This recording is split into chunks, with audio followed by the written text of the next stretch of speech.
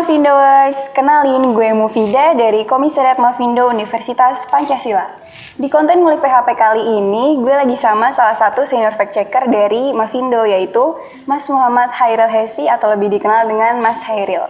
Halo Mas Hairil, apa kabar? Alhamdulillah baik, Mufida. Oke Mas, jadi gini, gue nemu postingan di Facebook berupa gambar hasil survei Pilkada Kota Makassar yang katanya sih Mas berasal dari KPU Kota Makassar.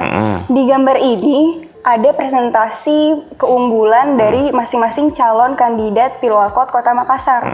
Itu tuh bener nggak sih Mas? Nah, itu sudah diperiksa faktanya ya Mufida sama Hairunisa Andini dari Undip ya.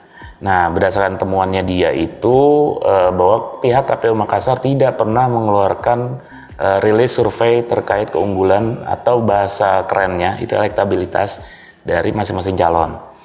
Nah, itu sudah dibantah di akun Instagramnya KPU Makassar, itu di @kpu_Makassar, dan juga dari pihak komisioner KPU Makassarnya, Bu Endang Sari itu juga sudah membantahnya. Nah, terkait ini sebenarnya kalau kita bicara logika Mufida, jadi KPU itu tupoksinya atau tugas pokok dan fungsinya bukan mengeluarkan survei keunggulan, tapi dia penyelenggara dari pemilunya. Jadi pilkada itu dia penyelenggaranya, jadi bukan tugasnya dia tuh ngeluarin survei. Jadi berdasarkan dari penjelasan itu masuk ke kategori konten tiruan. Oke. Tadi kan Mas sebut konten tiruan ya Mas ya? Konten tiruan itu maksudnya apa sih Mas? Nah, ini buat kawan-kawan juga biar tahu bahwa di Mafindo itu kami melakukan pemeriksaan fakta menggunakan 7 kategorisasi disinformasi dan misinformasi dari First Draft.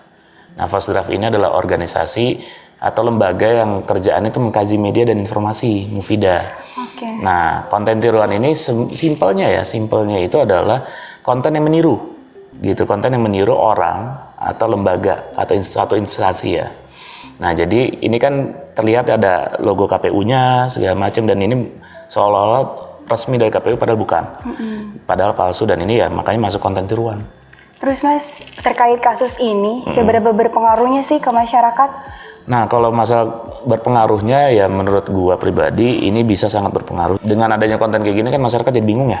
Ini mana informasi yang benar, mana yang enggak gitu, dan apalagi ini menggunakan nama KPU ya. Biasa kan orang kalau ini dari KPU resmi nih gitu kan, padahal belum tentu.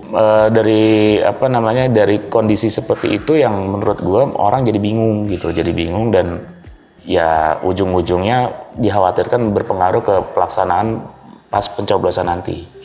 Oke, kita nih Mas sebagai generasi muda dan masyarakat umum harus gimana sih Mas supaya nggak terjebak dengan konten-konten semacam ini?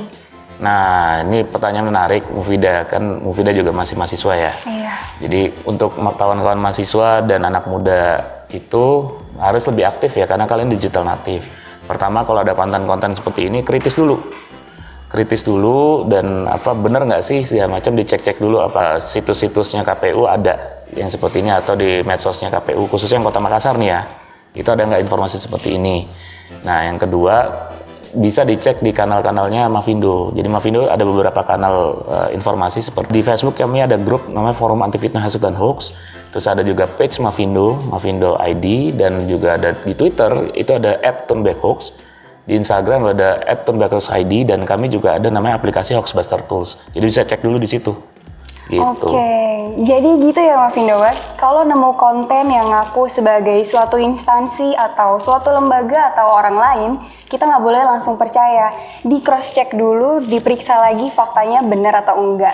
Oke, so sekian dari gue Mufida dan Mas Hairil. Selalu jaga kesehatan dan selalu berpikir kritis. Sampai bertemu di konten ngulik PHP selanjutnya. Bye. Bye.